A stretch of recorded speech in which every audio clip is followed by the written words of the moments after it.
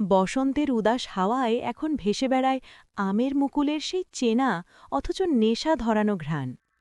ঢাকার দোহার, নবাবগঞ্জ আর কেরানীগঞ্জের নিভৃত পল্লী থেকে শুরু করে বাড়ির আঙিনায় প্রকৃতি যেন আজ এক লাজুক কণের মতো সেজেছে।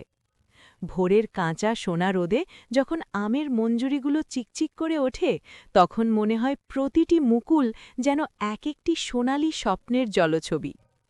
গাছে গাছে মৌমাছির সেই বিরতিহীন গুঞ্জন আর হলদে সবুজ মুকুলের মায়াবী সমারোহ দেখে থমকে দাঁড়াতে হয়। এই ঘ্রাণ যেন মুহূর্তেই হানা দেয় শৈশবের স্মৃতির অলিন্দে, মনে করিয়ে দেয় পল্লীকবি জসিমউদ্দিনের সেই অবিনশ্বর সুর, ঝড়ের দিনে মামার দেশে আম কুড়াতে সুখ।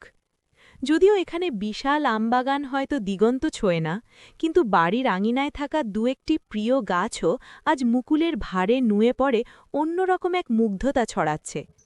বাতাসের প্রতিটি ঝাপটায় যে মিষ্টি সুবাস মিশে আছে, তা যেন নাগরিক জীবনের সব ক্লান্তি ধুয়ে দেয়।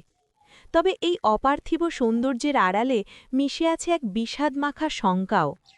যদি হঠাৎ কোনো কালবৈশাখীর তাণ্ডব বা প্রকৃতির রুদ্র খরা এই ভালোবাসার দানকে কেড়ে নেয়, তবু বাংলার মানুষ আশায় বাঁচে। প্রকৃতি আর মানুষের এই নিবিড় মিতালিই তো আমাদের চিরচেনা বসন্তকে আরও বেশি মায়াবী আর রোমান্টিক করে তোলে। বসন্তের মাতাল হাওয়ায় আমের মুকুলের সেই মাদকতা মাখা ঘ্রাণ যেন শৈশবের কোনো এক হারানো দুপুরের গল্প মনে করিয়ে দেয়। দোহার, নবাবগঞ্জ ও কেরানীগঞ্জের এই মেঠো পথে হাঁটতে হাঁটতে মনে হয় প্রকৃতি আজ সত্যি বড্ড বেশি রোম্যান্টিক।